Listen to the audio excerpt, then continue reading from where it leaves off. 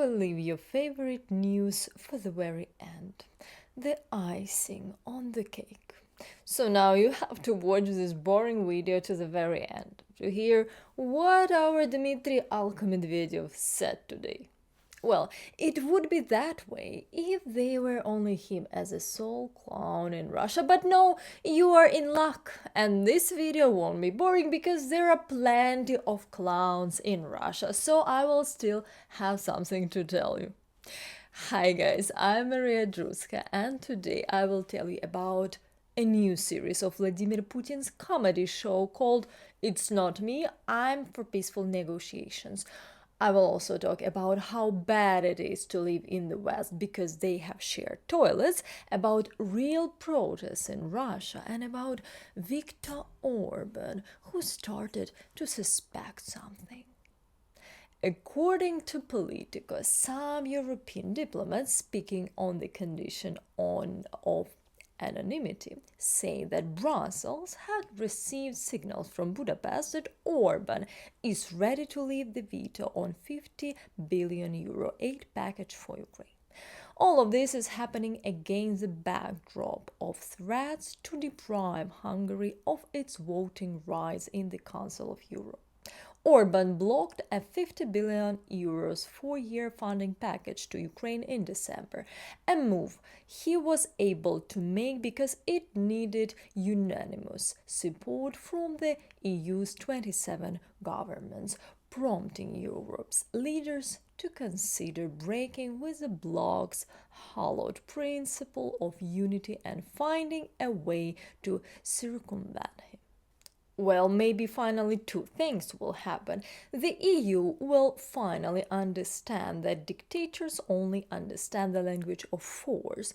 So I hope that punitive measures will be taken and the European Union will stop falling for the manipulations and blackmail of dictators.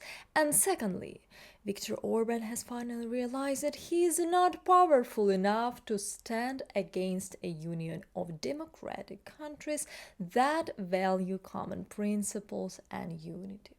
Well, or maybe everyone realized that he's just an asshole and everyone has already been fed up with his blackmailing. So anyway, what did Putin say, guys? We Ukrainians are idiots that everything could have ended a long time ago. Probably referring to the genocide of the Ukrainian people. If Ukraine had sat down at the negotiation table with him, meaning given 20% of Ukraine's territory. Well, then, of course, he threatened further. If this continues, Ukrainian statehood may be dealt an irreparable blow. Then he also said that nationalist ideas in Ukraine became stronger after the collapse of the USSR, leading to the current situation. Oh, excuse me, sorry that after collapse of the so-called empire and the terror that people lived through without even realizing it mostly, we aim for freedom from your slavery, for independence, national identity, our language, culture, and Ukrainian borscht, of course, not Russian. Putin also went on to say that those who left are returning to Russia because in the West they have shared toilets for boys and girls. Wow, nobody expected such a trump card from him. Yeah, that's powerful. This is despite the fact that Russia leads the ranking of countries with households without indoor flushing toilets, with 14% of the Russian world population using a hole in the ground instead of a toilet. So, of course, the cursed West is just that his friend Alina Kabayeva with his children, his previous children, the children of propagandist Solovyov, Putin's spokesperson Peskov's children, and half of the so-called Russian elite's children who suffer so much in the West that they cannot wait to return to Russia.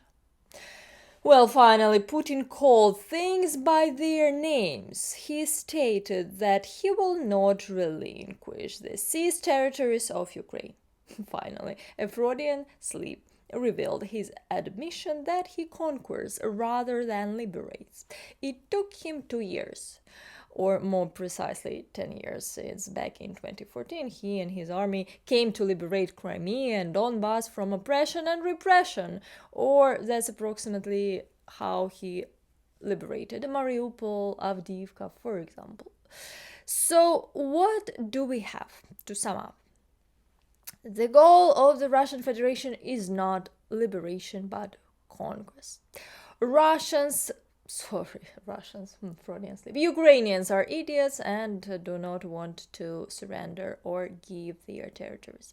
Their key to Russian success is toilets, because everyone is returning to Russia because of them. And Ukrainian statehood shouldn't exist at all.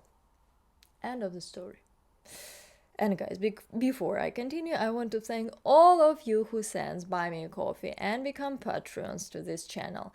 Subscribe to my Twitter page as well, where I post regular updates about the situation in Ukraine, and to my Instagram, where I mostly post personal thoughts and show the daily life in Ukraine. And I eat Reese's a lot.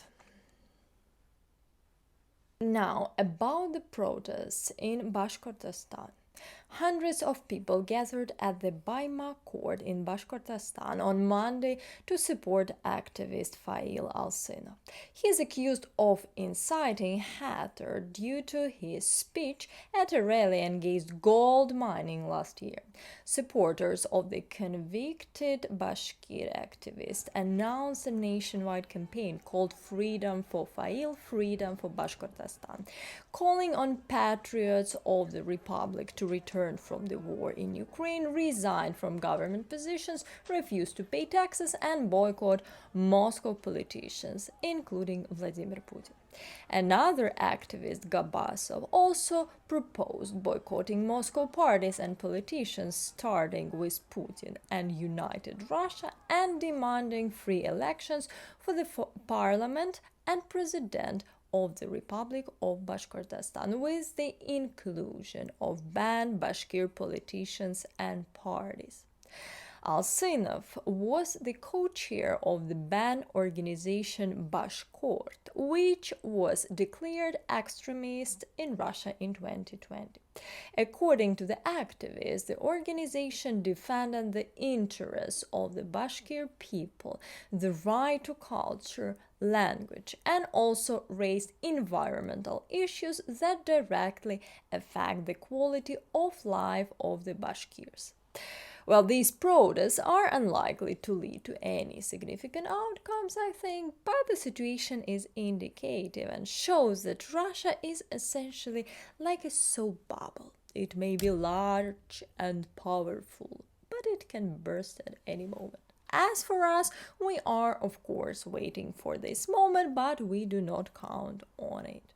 And finally, Russia's Deputy Security Council Secretary Dmitry Medvedev stated, "The existence of Ukraine is fatally dangerous for Ukrainians, and I don't mean just the current state, the Bandera political regime. I mean any Ukraine, absolutely any Ukraine. Why? The presence of an independent state on historically Russian territory will now be a constant pretext for the resumption of hostilities. It is too late. No matter who is in charge of this new entity called Ukraine, it will not add legitimacy to its rule or legal status of the country itself. Therefore, the probability of a new clash will persist indefinitely, practically always. Moreover, there is a 100% chance of a new conflict, no matter what papers on security the West signs with the puppet Kiev regime. It won't be prevented by Ukraine's association with the European Union or even its entry into NATO. This can happen in 10, 50 years or whenever." Do you understand what he said at all?